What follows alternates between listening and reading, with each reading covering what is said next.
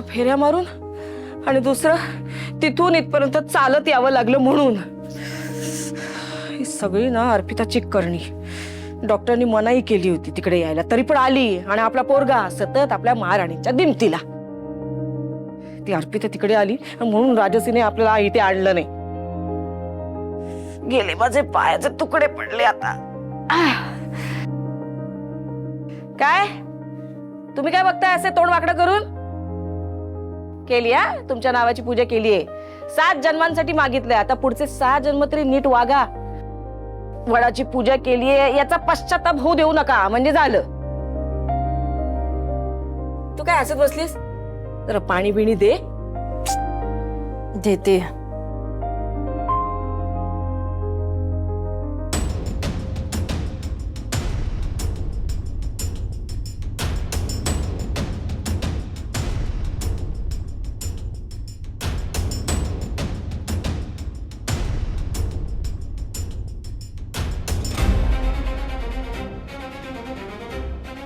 काय गरज होती तिकडे यायची?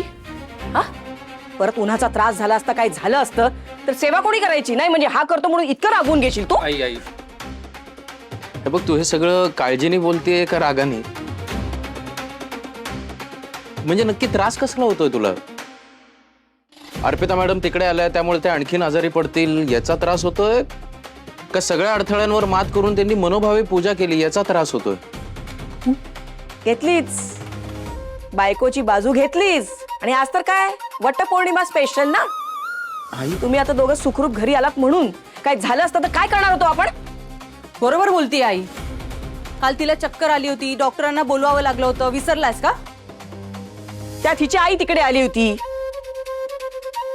हिचा काय ताप कमी आहे म्हणून ती महामाया उतरली?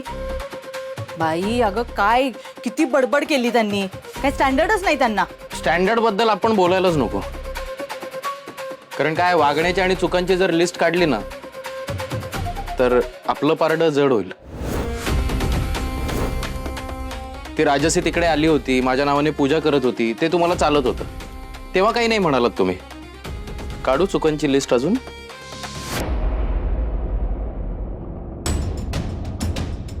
दे चल खिचडी खाऊ, कधीपासून भुका लागल्यात। त्या प्लेटी घे।